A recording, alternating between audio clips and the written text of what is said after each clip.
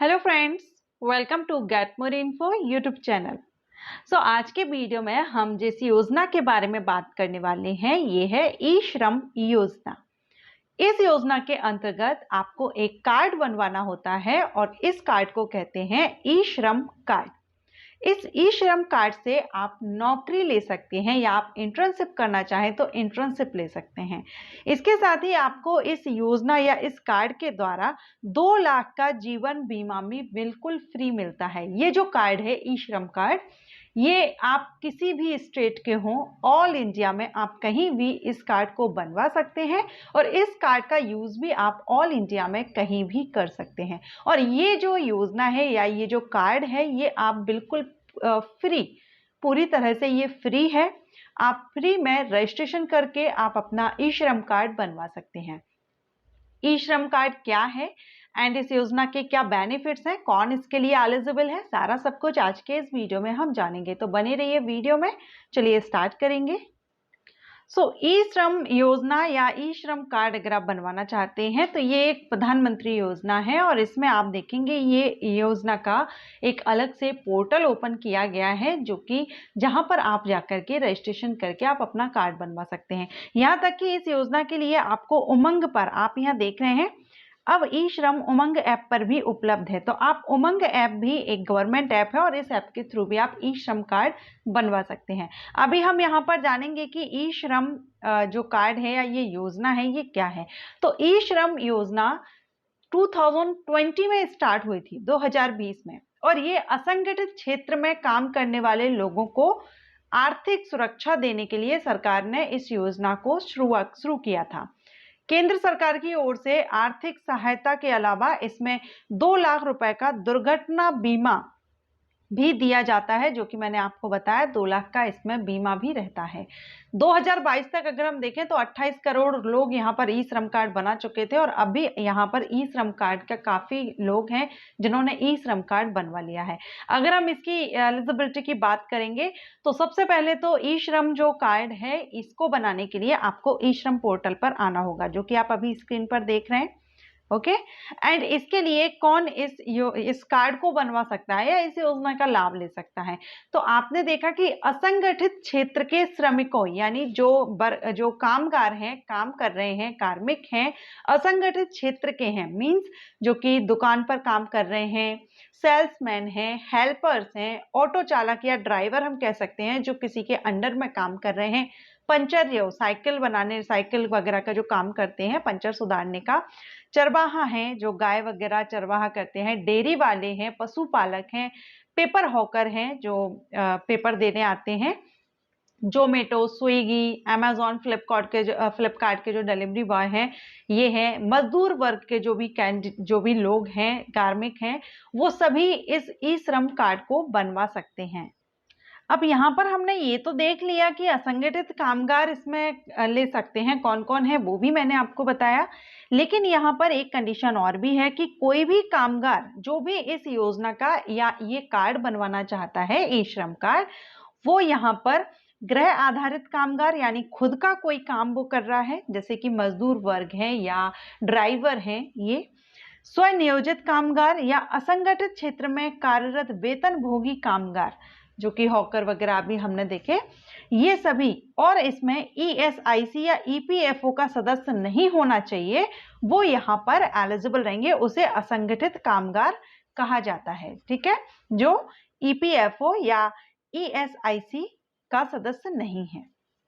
इसके अलावा असंगठित क्षेत्र क्या है तो वो आप देखेंगे, असंगठित क्षेत्र में ऐसे प्रतिष्ठान या यूनिट शामिल हैं जो वस्तुओं या सेवाओं के उत्पादन बिक्री में लगी हुई या 10 से कम कामगारों को नियोजित करती है। ओके, यहाँ पर यूएनए वगैरह में आप देख सकते हैं हेल्पलाइन नंबर, अगर आप लेना चाहें हेल्प, आप कुछ पूछना चाहते हैं, हेल्प लेना चाहते हैं तो यहाँ हेल्पलाइन नंबर दिया गया है, ये आप ले सकते हैं। इसके हम पात्रता मानदंड देखेंगे तो यहाँ पर एक तो असंगठित जो कार्यकारी है, कार्मिक है, वो यहाँ पर ले सकते हैं। कौन कौन है अभी हमने देखे, और इनकी एज 16 से 59, मिनिमम 16 एंड मैक्सिमम 59 ईयर तक के जो कार्मिक हैं, जो काम कर रहे हैं, वो इस योजना का लाभ ले सकते हैं। ई श्रम पोर्टल पर जाकर के पंजीयन कर सकते हैं। पंजीकरण करने के बाद आप अपना कार्ड बनवा सकते हैं। इसके लिए डॉक्यूमेंट कौन कौन से रहेंगे? तो कामगार द्वारा ई श्रम पोर्टल पर पंजीकरण करने के लिए कौन कौन से डॉक्यूमेंट्स रिक्वायर्ड हैं, जिसमें सबसे पहले है आपका आधार नंबर, आपका मोबाइल नंबर और आधार संबंध बैंक खाता, यानी बैंक में आपका जो अकाउंट है वो आधार से लिंक होना चाहिए। यदि किसी कामगार के पास आधार संबंध मोबाइल नंबर नहीं है तो वह निकटतम सीएससी पर जाकर के उसको बायोमेट्रिक प्रमाणीकरण के माध्यम से पंजीकरण करवा सकता है। ओके, और इसमें मेल फीमेल सभी इस योजना का लाभ ले सकते हैं। इसके अलावा अगर हम बात करें कि अगर आप इस पोर्टल पर जाते हैं, पंजीकरण कर लेते हैं, देन आपको यहाँ पर क्या बेनिफिट्स होंगे, तो इसमें आपका केंद्र सरकार ने ये जो ई श्रम पोर्टल डेवलप किया है, इसमें असंगठित कामगारों का जो पर डे अर्निंग करते हैं, मजदूरी कर रहे हैं, डेली का जो अर्न करते हैं, अभी हमने कैटेगरी देखी, इनका डेटाबेस यहाँ पर रहेगा इस पोर्टल पर। ठीक है, इसके बाद आप पंजीकरण करने के बाद एक तो पीबीएसबीआई के तहत आपको 2 लाख का दुर्घटना बीमा कवर मिलेगा। ओके, जीवन बीमा। इसके अलावा असंगठित कामगारों को अगर कोई ऐसी आपातकालीन स्थिति आती है, राष्ट्रीय महामारी जैसी स्थितियां अगर बनती है, तो उस कंडीशन में ये जो कैटेगरी है ये अर्न नहीं कर पाते हैं, इनको डेली मजदूरी के जो रहते हैं उस हिसाब से उनको अर्निंग नहीं होती है, तो यहाँ पर आर्थिक सहायता केंद्र सरकार के द्वारा दी जाएगी। यहाँ इस पोर्टल पर जो डेटाबेस होगा उसका उपयोग किया जाएगा और उनको आर्थिक सहायता पहुंचाई जाएगी। जैसे अभी कोविड-19 के दौरान हुआ, काफी दिक्कत हुई, काफी प्रॉब्लम हुई, तो ऐसी अगर फ्यूचर में कोई ऐसी कंडीशन आती है, कोई ऐसी सिचुएशन आती है, तो वहां पर जो ई श्रम कार्ड होल्डर होंगे उनको यहाँ पर आर्थिक सहायता दी जाएगी। अब यहाँ पर क्या ये पंजीकरण आप फ्री करेंगे, आपको इसका कुछ चार्ज देना होगा? तो ई श्रम पोर्टल पर आप जाकर के इसको पूरी तरह से निःशुल्क है, ये फ्री है, आप यहाँ पर फ्री में रजिस्टर या पंजीकरण कर सकते हैं। अब अगर क्या आपका ये ई श्रम कार्ड बन जाता है और इसकी कोई वैलिडिटी होती है कि ये 1 साल, 2 साल, 3 साल तक वैलिड रहेगा? तो नहीं। अगर आप एक बार ये ई श्रम कार्ड बनवा लेते हैं तो ये लाइफ टाइम, जीवन भर के लिए ये कार्ड मान्य रहेगा। इसकी लाइफ टाइम वैलिडिटी है, मींस आप एक बार कार्ड बनवा लेंगे तो ये लाइफ टाइम आपका चलेगा। अब आप जो भी काम करते हैं, आप जो जिस तरह से आप अपनी अर्निंग कर रहे हैं, उस हिसाब से जब आप इसके पोर्टल पर पंजीकरण करने जाएंगे तो वहां पर आपको आपका व्यवसाय का चुनाव करना होगा कि आप किस तरह का काम करते हैं। उसी से रिलेटेड एक आपके सामने लिस्ट ओपन होगी, उसमें से आप सिलेक्ट कर लेंगे और दूसरे लेवल पर यूजर को केवल संबंधित कार्य कार्ड चुनने के लिए मिलेंगे। फिर उसी से रिलेटेड कुछ कार्ड्स हैं जो आपके सामने होंगे, आप उनको सिलेक्ट कर लेंगे।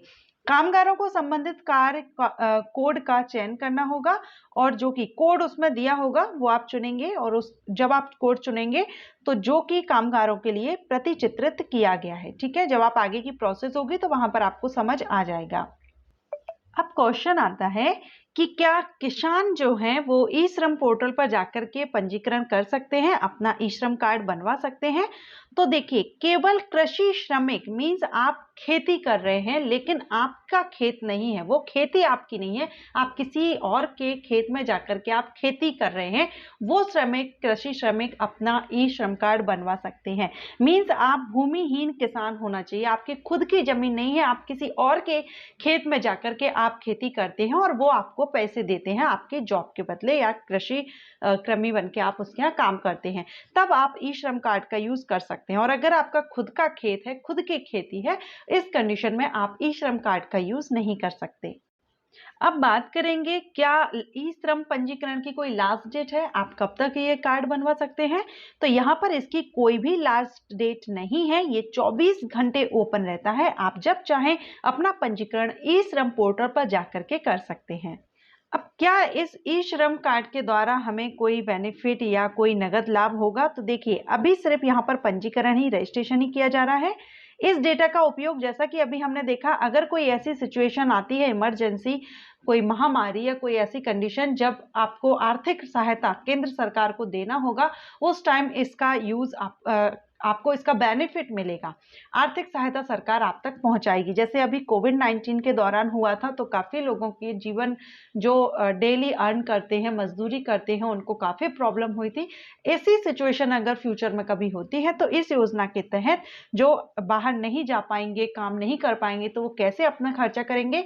ऐसी कंडीशन में आर्थिक सहायता उन तक पहुँचे, इसके लिए ये जो ई-श्रम कार्ड है, ये बनाया जा रहा है।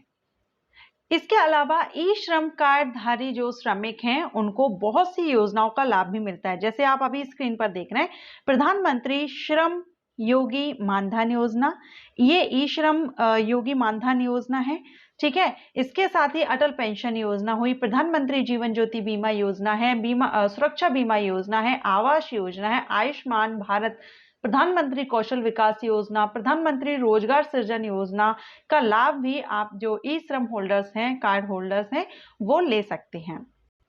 आशा करती हूँ अब आपको ई श्रम कार्ड के बारे में सारी इंफॉर्मेशन मिल गई होगी। अगर आप इसके लिए एलिजिबल हैं और इंटरेस्टेड हैं कि आपको भी ई श्रम कार्ड बनवाना है और आप उस कैटेगरी में आते हैं, असंगठित जो कार्मिक है उनकी कैटेगरी में अगर आप आते हैं, कैटेगरी क्या है वो हमने देख ली है। अगर आप इसमें आते हैं तो आपको ई श्रम कार्ड जरूर बनवाना चाहिए, इससे फ्यूचर में आपको काफी लाभ मिलेगा। अगर वीडियो अच्छा लगा हो तो वीडियो को लाइक एंड शेयर कीजिएगा। अदर किसी योजना के बारे में अगर आप जानना चाहते हैं, आप मुझे कमेंट कर दीजिएगा। Thank you.